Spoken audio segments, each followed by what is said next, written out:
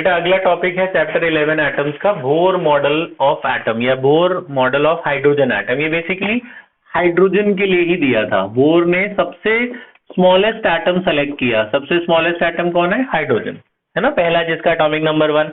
वही क्यों सेलेक्ट किया? उसके बाद एक ही इलेक्ट्रॉन होता है, एक ही प्रोटॉन होता है, तो उसको स्टडी करना ज्यादा आसान था, तो इसलिए उसने बोर ने सबसे पहले हाइड्रोजन एटम लिया और उसके ऊपर उसने एटॉमिक मॉडल बनाया। तो ये इसके 4 मेन फीचर्स हैं एटॉमिक मॉडल के, बोर के। फर्स्ट है न्यूक्लियर कंसेप्ट। न्यूक्लियर कंसेप्ट ये कहता है कि भैया एक न्यूक्लियस होता है, आपको पता है, न्यूक्लियस के अंदर हाइड्रोजन में एक प्रोटॉन होगा और उसके बाहर कौन रिवॉल्व करता है? इलेक्ट्रॉन। एक ही इलेक्ट्रॉन है जो मैसिव कोर यानी न्यूक्लियस के अराउंड रिवॉल्व करता है in a fix orbit. So this is called nuclear concept कि electron revolves around a massive core nucleus, ठीक है, in a fix orbit. Second point है क्वांटम कंडीशन। क्वांटम कंडीशन कहता है कि while revolving around the nucleus it also revolves about its own axis. जब वो इधर गोल गोल घूमता है तो अपनी एक्सिस पे भी घूमता है ना, तो जब वो अपनी एक्सिस पे घूमेगा तो उसका एक एंगुलर मोमेंटम होगा। तो आपको पता है, आपने पढ़ा है एंगुलर मोमेंटम क्या होता है, आपने पिछले साल 11th में पढ़ा है। एंगुलर मोमेंटम को एल से डिनोट करते हैं। एंगुलर मोमेंटम का फॉर्मूला होता है mvr, mass into velocity into radius. ये इसका ऑर्बिटल रेडियस, कितना मास है, कितनी वेलोसिटी से वो रिवॉल्व कर रहा है और किस रेडियस पर है वो। तो mass into velocity into radius is called angular momentum. तो बोर ने बोला अगर किसी को मास तो चलो पता है इलेक्ट्रॉन का, किसी को वेलोसिटी ना पता हो तो, रेडियस ना पता हो तो कैसे निकालेगा एंगुलर मोमेंटम? तो उसने बोला कि इस फॉर्मूले से जरूरी नहीं है। उसने बोला आपको बस ये पता होना चाहिए कि कौन से शेल में रिवॉल्व कर रहा है इलेक्ट्रॉन, कौन से एनर्जी लेवल पे है। तो उसने ये फॉर्मूला दिया था NH/2π एंगुलर मोमेंटम निकालने का। तो इसमें H तो कांस्टेंट है, प्लैंक्स कांस्टेंट, जिसकी वैल्यू हमें पता है 6.6 × 10⁻34। पाई भी पता है, 2 भी पता है, बस ये n पता होना चाहिए हमें। सिर्फ ना वेलोसिटी की जरूरत है ना रेडियस की जरूरत है। n तो पता ही होगा ना कि कौन से शेल में रिवॉल्व कर रहा है, कौन से एनर्जी लेवल में रिवॉल्व कर रहा है। तो बोलता बस यहाँ n डाल दो, ये कैलकुलेट करके एंगुलर मोमेंटम बता देगा। तो एंगुलर मोमेंटम बताने के लिए ये तीनों की जरूरत नहीं है। अगर नहीं हमें पता तो इससे बोला, बोर ने बोला इससे आप निकाल सकते हो, अप्रोक्सीमेटली इसका एंगुलर मोमेंटम आ जाएगा। फिर है स्टेशनरी ऑर्बिट। तो उसने बोला कि भैया जब इलेक्ट्रॉन रिवॉल्व कर रहा है किसी ऑर्बिट में, तो रिवॉल्व करते टाइम उसमें से कोई एनर्जी नहीं निकलती, इसलिए उसे स्टेशनरी कहते हैं। स्टेशनरी का मतलब रुका नहीं है इलेक्ट्रॉन। इलेक्ट्रॉन तो रिवॉल्व कर रहा है एक फिक्स ऑर्बिट में, but it does not radiate any energy while revolving in the fix orbit, ठीक है। बट अगली कंडीशन कहती है, अगला पॉइंट है frequency condition. But electron can jump from lower energy level to higher energy level, और higher to lower में भी आ सकता है। ये आपने पिछले साल भी पढ़ा है केमिस्ट्री में कि इलेक्ट्रॉन लोअर से हायर में भी जा सकता है, हायर से लोअर में भी आ सकता है। मान लो लोअर वाले के पास है एनर्जी 10 जूल, ऐसे तो कम होती है, मैं जनरल लिया है, ये तो बहुत ज्यादा है। मान लो लोअर वाले के पास 10 जूल है और जो हायर वाली है उसके पास है 15 जूल। तो अगर इलेक्ट्रॉन वहां से, कोई इलेक्ट्रॉन उधर है, उधर से यहां जंप करा, हायर से लोअर में जंप करा, तो जो इनका डिफरेंस आया 5 जूल का, वो लाइट के फॉर्म में उसमें से निकल जाएगी। तो जब इलेक्ट्रॉन हायर से लोअर में जंप करता है तो it radiate energy in the form of photon. Photon माने लाइट, ठीक है। हायर से लोअर में आएगा तो जो इनका डिफरेंस है, मतलब इस 15 को, इसने अपनी एनर्जी इसकी 15 थी, उसको 10 बनाना है, तो जब वो यहां पहुंचेगा तो 10 बनाने के लिए 5 जूल वो छोड़ देगा। तो जब 5 जूल छोड़ेगा तो वो लाइट के रूप में बाहर निकल आएगी, तो इसकी एनर्जी भी यहाँ आके 10 हो जाएगी। तो जब हायर से कोई लोअर में आता है तो इसे फ्रीक्वेंसी कंडीशन ये कहते हैं, initial energy minus final energy is equal to H nu. H nu क्या है? Energy of light. जो इनका डिफरेंस आया वो लाइट के फॉर्म में निकल गई। एच न्यू को हम hc/λ भी कहते हैं। इसमें ये फ्रीक्वेंसी ऑफ लाइट है और ये वेवलेंथ ऑफ लाइट है। आपको पता है एनर्जी ऑफ लाइट का ये भी फॉर्मूला होता है, ये भी फॉर्मूला होता है।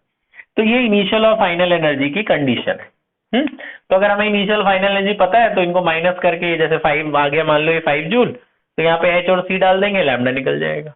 इससे करोगे तो फ्रीक्वेंसी आ जाएगी। तो ये इनिशियल फाइनल एनर्जी निकलती कैसे, उसके भी हम डेरिवेशन करने जा रहे हैं। उसके पहले 3 छोटी छोटी 2 डेरिवेशन है। पहली डेरिवेशन है बेटा expression for radius of hydrogen atom as per Bohr model. मान लेते हैं कि भैया ये न्यूक्लियस है हाइड्रोजन का। हाइड्रोजन के न्यूक्लियस पे कितने प्रोटॉन होते हैं? 1। तो इलेक्ट्रॉन और प्रोटॉन का सेम ही चार्ज होता है। तो मान लो ये न्यूक्लियस है, इस न्यूक्लियस के बाहर इलेक्ट्रॉन रिवॉल्व कर रहा है in a orbital radius of r। Electron यहाँ पे रिवॉल्व कर रहा है with velocity v and orbital radius r। तो आपको पता है कि जब ये यहाँ रिवॉल्व कर रहा होता है तो कौन कैसे घूमता क्यों है, अर्थ सन के अराउंड कैसे घूमती है। अर्थ और सन के बीच में ग्रेविटेशनल फोर्स है जो उसे सेंट्रीपिटल फोर्स प्रोवाइड करती है जिसकी वजह से वो घूम रहा है। तो ये कैसे इसके अराउंड घूम रहा है, इनके बीच में इलेक्ट्रोस्टैटिक फोर्स है। Electrostatic force provides centripetal force, centripetal force की वजह से ही वो घूम रहा है। तो electrostatic force provides centripetal force. Electrostatic force वही क्या, फोर्स का क्या फॉर्मूला याद है, के Q1 Q2 divided by are square. दो चार्ज के बीच में जो फोर्स होता है उसे इलेक्ट्रोस्टैटिक फोर्स कहते हैं। तो मैं यहां लगा रहा हूं यही फॉर्मूला, के Q1 मतलब प्रोटॉन, Q2 मतलब इलेक्ट्रॉन, चार्ज तो दोनों का सेम ही होता है, साइन नहीं लेना होता, डिवाइडेड बाय आर स्क्वायर। तो वही फॉर्मूला लगाया कि Q1 Q2 by are square. Centripetal force आप सबको पता है कि भैया mv स्क्वायर बाय आर होता है।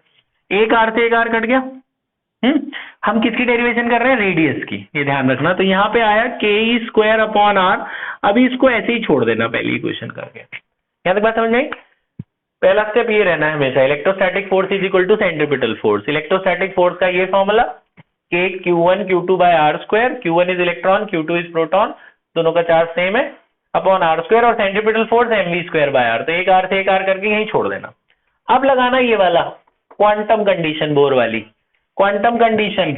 अब यहां लिखना according to Bohr model, according to Bohr quantum condition, quantum condition, Bohr के क्वांटम कंडीशन के हिसाब से ये भी एंगुलर मोमेंटम है, ये भी एंगुलर मोमेंटम है, तो ये दोनों बराबर होने चाहिए ना। तो यानी mvr किसके बराबर होगा, nh divided by 2 pi. mvr बराबर होगा nh बाई 2 पाई। अब तुम देखो डेरिवेशन किसकी कर रहे हो, किसकी डेरिवेशन कर रहे हो, रेडियस की। तो रेडियस रखना है, वेलोसिटी हटानी है, यहां से वेलोसिटी निकाल के इसमें डाल देना है। वेलोसिटी निकालिए, वेलोसिटी यहां रखो, बाकी ये नीचे ले जाओ। वेलोसिटी की वैल्यू आएगी 2 पाई डिवाइडेड बाय mr, ये mr में नीचे ले आया। इस वेलोसिटी को इक्वेशन 1 में डाल दो, दिख रहा है ये विजिबल है। इस वेलोसिटी की वैल्यू को मैं यहां डाल रहा हूं, ध्यान से देखना। तो क्या बचा इधर बताओ, के स्क्वायर डिवाइडेड बाय आर, और v हटाऊंगा बस मैं, v की जगह ये डालो। अब v का स्क्वायर है तो इनका स्क्वायर हो जाएगा, ये v यहां डालो, करो इनका स्क्वायर, क्या होगा n, बोलो n square h square divided by 4 pi square m square और एक r स्क्वायर। एक r से एक r कट जाएगा है ना, एक m से एक m कट रहा है, और तो कुछ कट नहीं रहा है ना। r बचा रहेगा बेटा, यहाँ r ऊपर ले आना, ये के स्क्वायर नीचे ले जाना। तो ये फॉर्मूला आ जाएगा n square h square upon 4 pi square m square और के स्क्वायर। ये रेडियस का फॉर्मूला है। एक m आएगा, एक m तो कट गया ना, है ना। तो मैं r ऊपर ले गया, के स्क्वायर नीचे ले आया, बाकी सब कुछ सेम टू सेम मैंने लिख दिया। अब ये जो फॉर्मूला है इसमें हमें सब पता है, मतलब h पता है, प्लैंक्स कांस्टेंट, h की वैल्यू पता है हमें, h की, इसके बाद यहाँ पे कर लेना, h कितना होता है 6.6 × 10⁻31 joule second. Mass of electron पता है 9.1 × 10⁻31, ठीक है जी। पाई आपको पता ही है, के आपको पता है 9 × 10⁹, याद है इलेक्ट्रोस्टैटिक कांस्टेंट। इलेक्ट्रॉन का चार्ज भी आपको पता है कितना है 1.6 × 10⁻19 कूलम। ये सारी वैल्यू हमें पता है, पाई भी पता है। तो ये सारी वैल्यू अगर हम इसमें डालें इक्वेशन 2 में, ये सारी वैल्यू अगर हम सब्स्टिट्यूट करें तो आपको याद रखना है, ये आता है 52.9 n स्क्वायर, पिकोमीटर में आता है ये सारी वैल्यू डाल दो, बस ये n ही तो नहीं पता, बाकी सब तो पता है। तो आपको ये कैलकुलेशन याद रखनी है, 52.9 n स्क्वायर पिकोमीटर आता है रेडियस ऑफ इलेक्ट्रॉन, ठीक है। तो रेडियस हमें पता चल गया, रेडियस की डेरिवेशन खत्म। अब आ जाते हैं वेलोसिटी की डेरिवेशन। सेम आप करेंगे, अब खुद मैं आपको बता रहा हूं कैसे करेंगे। वेलोसिटी की डेरिवेशन भी सेम पूरी चलनी है, यहां तक एकदम सेम चलेगी इक्वेशन 1 तक, ये भी सेम आएगा क्वांटम कंडीशन। जैसे मुझे रेडियस निकालना था, तो मैंने वेलोसिटी हटा दी, यहां से v निकाला, मैंने v डाल दिया तो v हट गया, सिर्फ रेडियस ही बच गया, तो मैंने रेडियस निकाल लिया। अब जब आप वेलोसिटी की डेरिवेशन करेंगे अभी, तो आप यहां से v मत निकालना, यहां से r निकालना, आर हटा देना। अब आर अगर निकालना होगा तो एमवी नीचे जाएगा ना, ये आर उठा के यहाँ डाल देना आर की जगह, आर हट जाएगा, सिर्फ वी बचा रहेगा, एक वी कट जाएगा, एक वी बचा रहेगा, तो वी का भी ऐसे ही एक्सप्रेशन आ जाएगा। समझे? स्टार्ट ऐसे ही करना है, सेम पूरी स्टेटमेंट सब कुछ सेम चलनी है। पहली लाइन सेम कि भैया electrostatic force is equal to centripetal force, लिख लोगे। इलेक्ट्रोस्टैटिक फोर्स क्या होगा, के e square divided k e square by are square, centripetal force क्या होगा, m v square by r, एक आर से एक आर कट गया, इसको छोड़ देना है यही, k e square by r equal to m v square, पहली इक्वेशन करके छोड़ दिया। फिर ये बीच में ये लिख लेना according to Bohr model of atom, क्या कंसेप्ट है, m v r is equal to n h by two pi. अब यहां से आप आर निकाल लेंगे, n h by two pi m r, m v नीचे ले आना, इसको उठा के इक्वेशन 1 में डाल देना, तो ये हो गया के ई स्क्वायर, आर हटाकर ये डालेंगे, एन एच डिवाइड बाई वाला ऊपर चला जाएगा ना, टू पाई एम वी, और यहाँ पे आ गया एम वी स्क्वायर। तो आप देखेंगे भैया एक एम से एक एम कट गया, एक वी से एक वी कट गया, तो ये वेलोसिटी आ गई 2 पाई के e square upon N H, ये वेलोसिटी आ गई। ठीक है, वेलोसिटी आ गई। अब तीसरी डेरिवेशन, आखिरी डेरिवेशन वो है, यहां कर दे बेटा, तीसरी डेरिवेशन, तीसरी है total energy, total energy of electron, total energy of electron as per Bohr model, as per Bohr model of hydrogen atom. Total energy is sum of potential energy and kinetic energy. पहले potential energy आपको याद है formula होता था K Q1 Q2 divided bye R, minus में होता था जब आपने इलेक्ट्रोस्टैटिक्स पढ़ा होगा। Q1 इलेक्ट्रॉन है, Q2 प्रोटॉन है, इलेक्ट्रॉन प्रोटॉन, तो आप डालेंगे K Q1 Q2 divided bye R, ये पोटेंशियल एनर्जी आ गई है।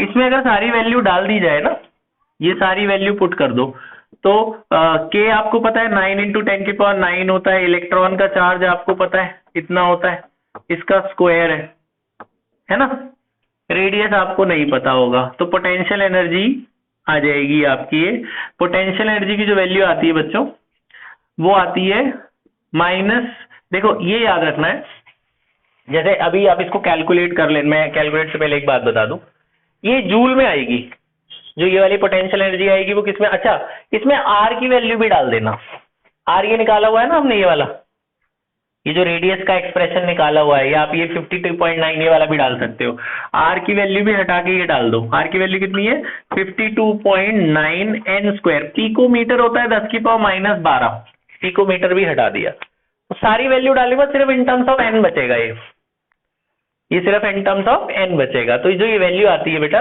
ये आती है 27.2 by N square eV, electron volt, ये यूनिट है, जूल से छोटी यूनिट है, तो ये कैलकुलेशन याद रखनी है तुमने, कैलकुलेट मत करने लग जाना।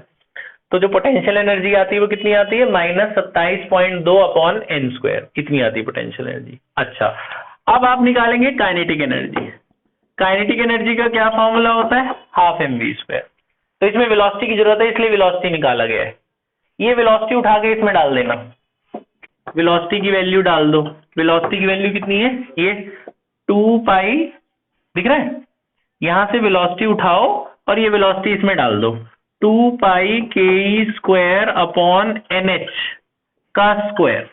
तो तुम्हें ये कैलकुलेशन नहीं करनी, याद रखनी है, ये सारी वैल्यूज हमें पता है, मास ऑफ इलेक्ट्रॉन पता है, पाई पता है, के पता है, सब कुछ पता, बस ये एन ही नहीं पता। तो ये पता कितना आएगा, ये आएगा 13.6 बाय एन स्क्वायर, इसी का आधा आएगा, 27.2 का आधा कितना होता है 13.6, ये याद रख लेना।